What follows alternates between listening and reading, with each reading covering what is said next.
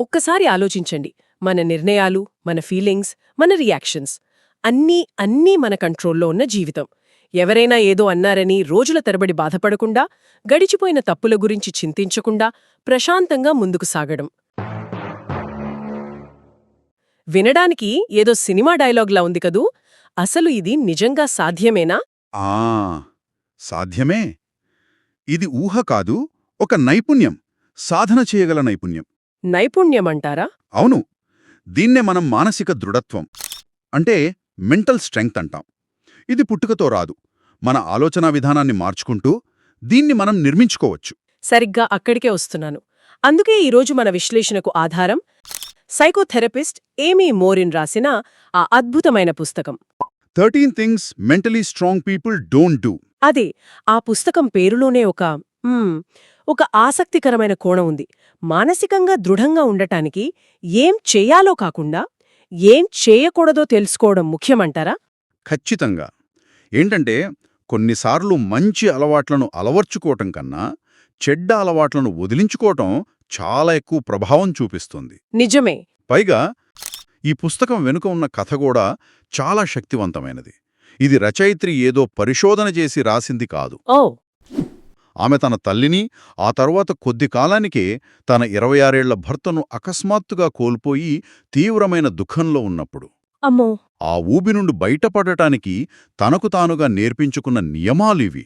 అందుకే ఇందులో ప్రతి అక్షరం ఆమె అనుభవం నుండి పుట్టింది. అంటే ఇది సిద్ధాంతం కాదు, జీవితం నేర్పిన పాఠమన్నమాట. అయితే ఈ 13 సూత్రాలను మనం కొంచెం లోతుగా పరిశీలిద్దాం. తప్పకుండా. మొదటి భాగం అంతర్గత నియంత్రణ. అంటే మన లోపలి ప్రపంచాన్ని మనం ఎలా అదుపులో పెట్టుకుంటామనే దాని గురించి. అందులో మొదటి సూత్రం, వారు తమపై తాము జాలిపడటానికి సమయం వృధా చెయ్యరు. ఇది వినడానికి కొంచెం కఠినంగా అనిపిస్తోంది. కష్టమొచ్చినప్పుడు మనపై మనకు జాలి కలగడం సహజం కదా. జాలి కలగడం వేరు, ఆ జాలిలోనే కూరుకుపోవడం వేరు. చూడండి, సమస్య వచ్చినప్పుడు చాలామంది అడిగే మొదటి ప్రశ్న, నాకే ఎందుకిలా జరిగింది? Why me? అవును, ఆ ప్రశ్నలో సమాధానం లేదు, కేవలం నిస్సహాయత ఉంది. అది ఒక ఊచ్చులాంటిది. అందులో చిప్పుకుంటే మనం బాధితులము అనే ఫీలింగ్, ఆ విక్టిమ్ మెంటాలిటీ బలపడిపోతుంది. బాధితులు పరిష్కారం గురించి ఆలోచించలేరు. అదే అసలైన సమస్య. అంటే ఆ వైమీ అనే ప్రశ్న మనల్ని ముందుకు వెళ్లనివ్వకుండా ఆపేస్తుందన్నమాట. మరి మానసికంగా దృఢమైన వారు ఏమడుగుతారు? వారు ప్రశ్ననే మార్చేస్తారు. దీని నుండి నేను నేర్చుకోవాల్సిందేమిటి అని అడుగుతారు. ఓ లేదా, సరే ఇది జరిగింది, ఇప్పుడు నేనేం చేయాలి? చూడండి, యొక్క ప్రశ్న మార్పు ఎంత శక్తివంతమైనదో. నిజమే. అది మనల్ని బాధితుడు స్థానం నుండి సమస్యను పరిష్కరించేవాడి స్థానానికి మారుస్తుంది. ఆత్మజాలి అనేది ఒక వెచ్చని దుప్పట్లా అనిపించవచ్చు, కానీ అది మనల్ని కదలకుండా చేస్తుంది. కరెక్ట్. ఇది నన్ను 7వ సూత్రానికి తీసుకెళ్తోంది. ఇది కూడా మన అంతర్గత ప్రపంచానికి సంబంధించిందే. వారు గతాన్ని పట్టుకొని వేలాడరు. ఇది చాలా ముఖ్యం. ఇక్కడ రచయిత్రి ఒక అద్భుతమైన పోలిక వాడారు. గతం ఒక తరగతి గది, కానీ మనం దానిని పడకగదిగా చేసుకుంటాం. గడిచిపోయిన తప్పుల్నే పదే పదే గుర్తు చేసుకుంటూ అక్కడే ఉండిపోతాం. అవును, ఇక్కడ ఒక చిన్న తేడా ఉంది. మానసికంగా దృఢమైన వారు గతాన్ని మర్చిపోరా? లేదు, విస్మరించరు. దానితో వారికున్న సంబంధాన్ని మారుస్తారు. గతాన్ని పదే పదే గుర్తు చేసుకోవడమంటే ఒకే గాయాన్ని మళ్లీ మళ్లీ గీరుకోవడమే. దానివల్ల మెదడు ఆ బాధ నుండి అప్పటికీ బయటపడలేదు. అదే, ఆ అనుభవం వల్ల నేను ఏం నేర్చుకున్నాను అని ప్రశ్నించుకున్నప్పుడు ఆ జ్ఞాపకాన్ని ఒక బాధ నుండి ఒక పాఠంగా, ఒక శక్తిగా మారుస్తారు. ఇది మన గతాన్ని మనమే తిరిగి రాయడం లాంటిది. గతాన్ని తిరిగి రాయడం చాలా శక్తివంతమైన ఆలోచన. ఇక ఇదే కోవలో మరో ఆసక్తికరమైన సూత్రం 11వది. వారు ఒంటరి సమయానికి భయపడరు. ఈ రోజుల్లో ఇది చాలా పెద్ద సవాలు. అవును, నిశ్శబ్దం అంటేనే చాలా మందికి భయం. చేతిలో ఫోన్ లేకుండా 10 నిమిషాలు కూర్చోలేరు. ఎందుకంటే ఒంటరిగా ఉన్నప్పుడు మన ఆలోచనలతో మనం ఒంటరిగా మిగిలిపోతాం. అది చాలామందికి ఇబ్బందిగా అనిపిస్తోంది. నిజమే. కానీ మానసికంగా దృఢమైన వారికి ఆ ఒంటరి సమయమే ఒక వరం.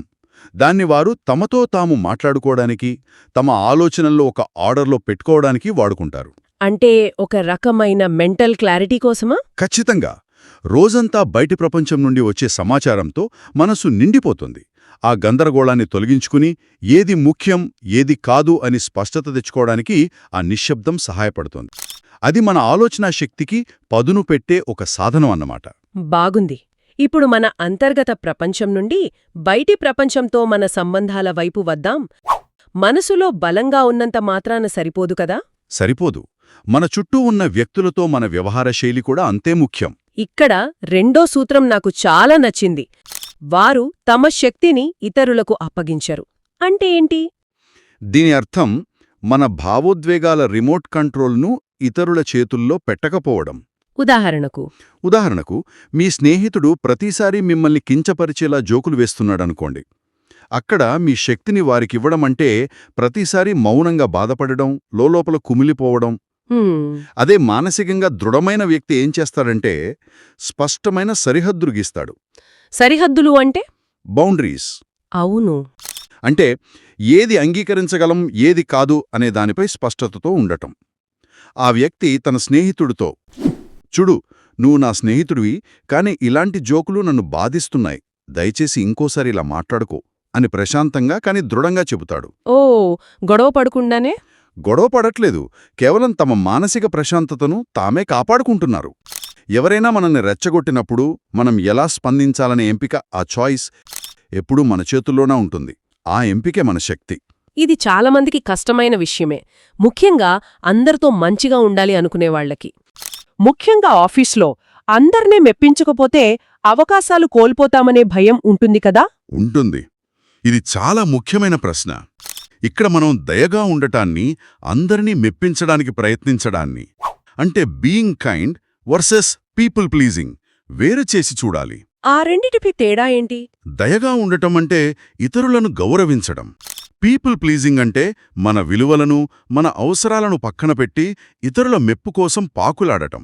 మానసికంగా దృఢమైన వారు తమ విలువల ఆధారంగా నిర్ణయాలు తీసుకుంటారు, ఇతరుల అభిప్రాయాల ఆధారంగా కాదు. అంటే కాదు అని చెప్పడానికి కూడా వెనుకాడరు. అస్సలు వెనుకాడరు.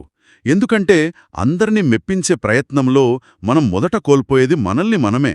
నిజమే. ఇక బయటి ప్రపంచంతో సంబంధాలలో మరో పెద్ద అడ్డంకి అసూయ. 9వ సూత్రం అదే చెబుతోంది. వారు ఇతరుల విజయాన్ని చూసి అసూయపడరు. ఈ రోజుల్లో సోషల్ మీడియా వల్ల ఇది ఇంకా ఎక్కువైంది. అవును. ఇతరుల విజయాలను చూసి మన జీవితాలను పోల్చుకొని బాధపడటం సర్వసాధారణమైపోయింది. అసూయను మనస్కు నెమ్మదిగా పనిచేసే విషం అనొచ్చు. అది మన శక్తిని, మన సంతోషాన్ని మొత్తం హరించేస్తుంది. దీనికి విరుగుడేంటంటే మన ఆలోచనా విధానాన్ని మార్చుకోవడం. అదెలా? మానసికంగా దృఢమైన వారు ఇతరుల విజయాన్ని చూసినప్పుడు దాన్ని ఒక స్ఫూర్తిగా తీసుకుంటారు. వాళ్ల ఆలోచన అతను సాధించాడు, నేను సాధించలేకపోయాను అని ఉండదు. మరి ఎలా ఉంటుంది? అతను సాధించగలిగాడు అంటే అలాంటి విజయం సాధించడం సాధ్యమే, నేను కూడా ప్రయత్నిస్తే సాధించగలను అని ఉంటుంది. దీన్నే మనం అబండెన్స్ మైండ్ సెట్, అంటే సమృద్ధి మనస్తత్వం అంటాం. ఒకరి విజయం మన ఓటమి కాదు అని నమ్మడం. మన అంతర్గత ప్రపంచాన్ని, మన సంబంధాలను సరిచేసుకున్న తర్వాత కూడా చాలామంది ఆచరణలో విఫలమవుతారు. ఇక్కడే మన దృక్పథం, అంటే మైండ్ సెట్ కీలక పాత్ర పోషిస్తుంది. కరెక్ట్. ఇది నన్ను 4వ సూత్రం దగ్గరికి తీసుకెళ్తోంది. వారు తమ నియంత్రణలో లేని విషయాలపై శక్తిని వృధా చేయరు.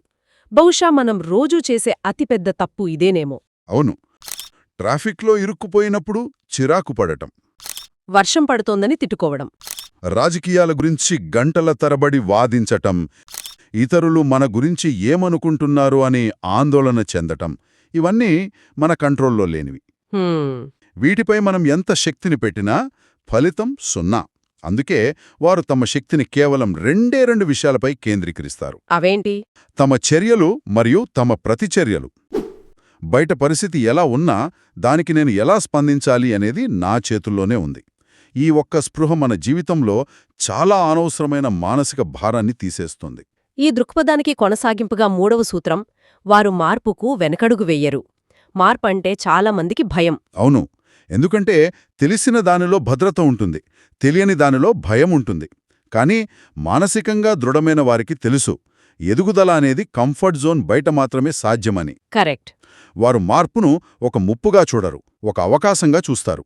భవిష్యత్తును సృష్టించేది మార్పు మాత్రమే అని వారు బలంగా నమ్ముతారు. అందుకే దాన్ని ఆహ్వానిస్తారు. మార్పును ఆహ్వానించడమంటే రిస్క్ తీసుకోవడమే కదా. 6వ సూత్రం అదే చెప్తోంది. వారు లెక్కలతో కూడిన రిస్క్స్ తీసుకోవడానికి భయపడరు. అవును, కానీ ఇక్కడ లెక్కలతో కూడిన అంటే క్యాల్కులేటెడ్ అనే పదం చాలా ముఖ్యం. అంటే గుడ్డిగా దూకేయడం కాదన్నమాట. అస్సలు కాదు. గుడ్డిగా దూకడం వేరు, ఆచితూచి అడుగు వేయడం వేరు. వారు ఒక నిర్ణయం తీసుకునే ముందు దానివల్ల వచ్చే లాభనష్టాలను, సాధ్యమయ్యే మంచి చెడు ఫలితాలను బేరీజు వేసుకుంటారు. అంటే ప్రోస్ అండ్ కాన్స్ చూసుకుంటారు. కరెక్ట్. చెత్తగా జరిగితే ఏం జరుగుతుంది, దాన్ని నేను తట్టుకోగలనా, ఒకవేళ విజయం సాధిస్తే లాభమెంత అని విశ్లేషించుకుంటారు. ఆ తర్వాతే ధైర్యంగా అడుగు ముందుకు వేస్తారు. వారిని నడిపించేది వివేకం, ఆపేది భయం కాదు. చాలా స్పష్టంగా వివరించారు. ఇక చివరి అత్యంత ముఖ్యమైన విభాగానికి వచ్చాం, ఎదుగుదల మరియు సహనం. ఇందులో 8వ సూత్రం, వారు ఒకే తప్పును మళ్లీ మళ్లీ చెయ్యరు. హాను, తప్పు చేయడం సహజం. అవును, కాని పదే పదే అదే తప్పు చేయడం అంటే మనం ఆ తప్పు నుండి ఏమీ నేర్చుకోలేదనర్థం. మానసికంగా దృఢమైన వారు ప్రతీ తప్పు తర్వాత ఆగి, ఈ తప్పు ఎందుకు జరిగింది, దీనికసలు కారణమేంటి అని ఆత్మపరిశీలన చేసుకుంటారు. ఓకే.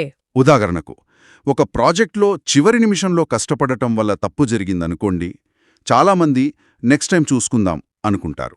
కానీ వీరు తమ పని విధానంలోనే లోపముందని గ్రహించి దాన్ని సరిదిద్దడానికి ఒక కొత్త సిస్టమ్ని ఏర్పాటు చేసుకుంటారు. అంటే సంకల్పం మీద కాకుండా సిస్టమ్ మీద ఆధారపడతారు. ఎగ్జాక్ట్లీ. ఇక తప్పులకు, వైఫల్యాలకు సంబంధించిందే 10వ సూత్రం. వారు మొదటి వైఫల్యం తర్వాత వదిలిపెట్టరు. కరెక్ట్. ఎందుకంటే వారు వైఫల్యాన్ని వ్యక్తిగతంగా తీసుకోరు. ఫెయిల్యూర్ ఇస్ ఫీడ్బ్యాక్ అంటారు కదా, అలాగా. అదే, దాన్ని ఒక డేటా పాయింట్గా చూస్తారు. సరే, ఈ పద్ధతి పనిచేయలేదు, మరో పద్ధతి ప్రయత్నిద్దాం అని ముందుకు వెళ్తారు. వారి దృష్టిలో వైఫల్యం అనేది గమ్యానికి ముగింపు కాదు. గమ్యాన్ని చేరడానికి మార్గంలో ఒక భాగం. అవును, కేవలం ఒక భాగం మాత్రమే. ఇది 12వ సూత్రంతో ముడిపడి ఉంది.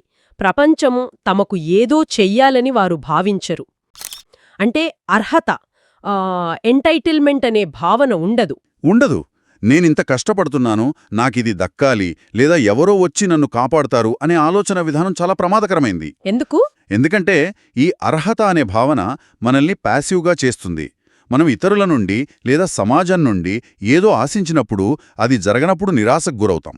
మానసికంగా దృఢమైన వారు తమ జీవితానికి 100% బాధ్యత తీసుకుంటారు. 100%? అవును. తమ గెలుపుకు, ఓటమికి, సంతోషానికి, దుఃఖానికి తామే బాధ్యులను నమ్ముతారు. ఈ బాధ్యత స్వీకరణే వారికి అపారమైన శక్తినిస్తుంది. ఇక చివరిది, ఈ స్మార్ట్ ఫోన్ యుగంలో మనందరికీ అత్యంత అవసరమైనది 13వ సూత్రం. వారు తక్షణ ఫలితాలను ఆశించరు. Instant results addiction. అవును, మనం ఆ కాలంలోనే ఉన్నాం. ప్రతిదీ వెంటనే జరగాలి. కానీ జీవితంలో గొప్ప విజయాలు అలా రావు కదా. అస్సలు రావు. గొప్ప భవనాలు ఒక్కరోజులో కట్టలేరు. బలమైన చెక్కు ఒక్కరోజులో పెరగదు. మానసికంగా దృఢమైన వారి దగ్గరున్న అతిపెద్ద ఆయుధం ఓర్పు, సహనం, పేషెన్స్. అవును. గొప్ప విషయాలు నిర్మించడానికి సమయం పడుతుందని వారికి తెలుసు. అందుకే రోజూ ఒక ఇటుక పేర్చినా చాలు, నిలకడగా పనిచేసుకుంటూ వెళ్తారు. ఈ దీర్ఘకాలిక నిబద్ధతే, ఆ లాంగ్ టర్మ్ కన్సిస్టెన్సీయే సాధారణ వ్యక్తులకు, అసాధారణ విజయాలు సాధించేవారికి మధ్య ఉన్న తేడా. వారు ప్రాసెస్ను నమ్ముతారు, కేవలం ఫలితాన్ని కాదు. ఈ 13 సూత్రాలను పరిశీలిస్తే ఇవి కేవలం నియమాలు కావని, ప్రతికూల పరిస్థితులు మనల్ని బలహీనపరిచే ఆలోచనల నుండి కాపాడే ఒక మానసిక కవచం లాంటివని అనిపిస్తుంది. నిస్సందేహంగా. అయితే ఇవన్నీ వినడం ఒక ఎత్తైతే ఆచరణలో పెట్టడం మరో ఎత్తు. అన్నింటినీ ఒకేసారి మార్చేసుకోవాలని ప్రయత్నించకూడదు. వీటిలో ఒక్కదాన్ని మన జీవితంలో భాగం చేసుకున్నా మన ఆలోచనలు, మన ప్రతిచర్యలు మరియు మన నిర్ణయాలలో మనం ఊహించని మార్పును గమనించవచ్చు. అద్భుతమైన విశ్లేషణను శ్రోతలకు ఆలోచింపజేసే ఒక ప్రశ్నతో ముగిద్దాం. ఈరోజు మనం చర్చించుకున్న ఈ 13 సూత్రాల కవచంలో రేపటి నుండి మీరు నిర్మించుకోవాలనుకుంటున్న మొదటి భాగం ఏది? మీ జీవితంలో అత్యంత శక్తివంతమైన మార్పును తీసుకురాగల ఆ ఒక్క అలవాటు ఏది?